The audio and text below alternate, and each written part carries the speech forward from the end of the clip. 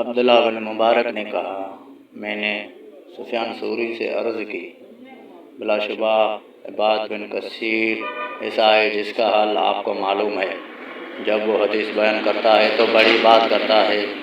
کہ آپ کی رائے ہے کہ میں لوگوں سے کہہ دیا کروں اس سے حدیث نہ لو۔ سفیان کہنے لگے، کیوں نہیں؟ عبداللہ نے کہا، پھر یہ میرا معمول ہو گیا کہ جب میں کسی علمی مجلس میں ہوتا جہاں عباد کا ذکر ہوتا تو میں دین کے حوالے سے اس کی تعریف کرتا اور ساتھ یہ بھی کہتا اس سے حدیث نہ لو۔ ہم سے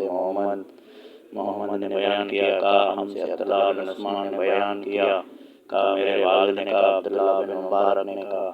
میں شعبہ تک پہنچا تو انہوں نے بھی کہا یہ عباد بن کثیر ہے، تم لوگ اس سے حدیث بیان کرنے میں احتیاط کرو۔ فضل بن سہل نے بتایا، کہا میں نے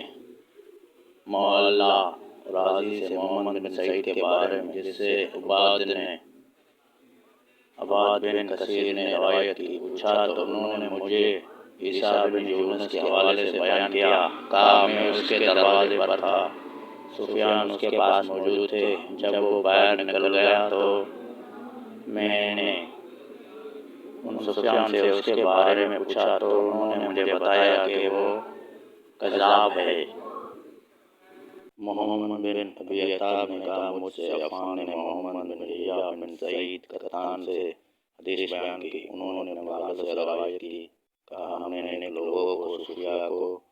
حدیث سے بغیر کسی اور چیز میں جھوٹ بولنے والا نہیں پایا۔ ابن ابی عتاب نے کہا، میں محمد بن یحییٰ بن سعید قطان سے ملا تو اس بات کے بارے میں پوچھا، انہوں نے اپنے والد سے روایت کرتے ہوئے کہا، تم اہل خیر زید و ورا والوں کو حدیث سے زیادہ کسی اور چیز میں جھوٹا نہیں پاؤ گے۔ امام مسلم نے کہا کہ یحییٰ بن سعید نے فرمایا، ان کی زبان پر جھوٹ جاری ہو جاتا ہے، وہ جان بوجھ کر جھوٹ نہیں بولتے۔